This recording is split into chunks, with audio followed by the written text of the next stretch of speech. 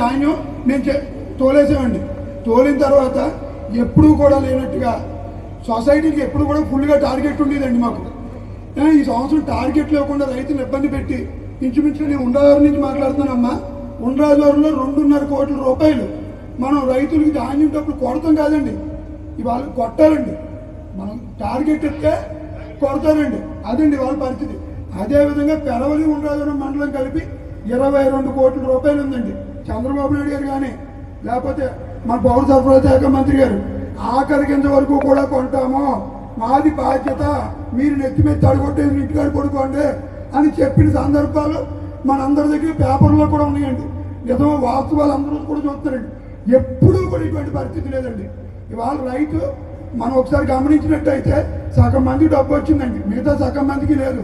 వచ్చినోడు ఏమో హ్యాపీగా ఆకుమళ్ళు వేసుకున్నాడు, విత్తనాలు కొనుక్కుంటే మిగతా వాళ్ళకి దారి తినలేదు. ఇక్కడేమో పురుగు మందులు కొట్టుకాడేమో వడ్డీ పెరిగిపోయిందండి. చాలా ఇబ్బందులు ఉన్నాయండి. ఇవాళ మేము ఎంఆర్ఓ ఆఫీస్ దగ్గరికి వెళ్ళినా ఎక్కడికి వెళ్ళినా సరే వాళ్ళు అంటుంది ఒకటే మాట, మీరు కంగారు పడద్దు.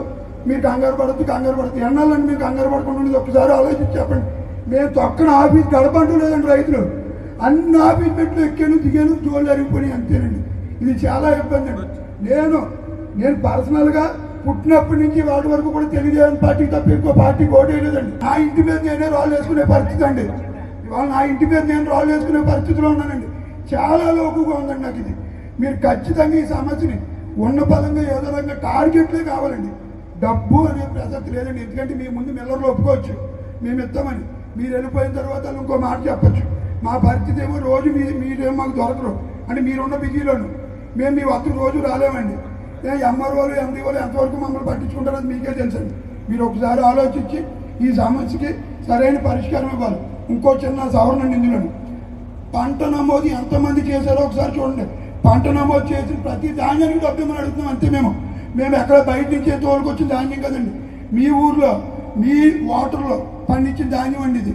ఒక్కసారి ఈ బాధను మీరు ఖచ్చితంగా కూడా మీరు ఒకసారి చూసి ఖచ్చితంగా ఉన్న ఫలంగా టార్గెట్లు రావాలని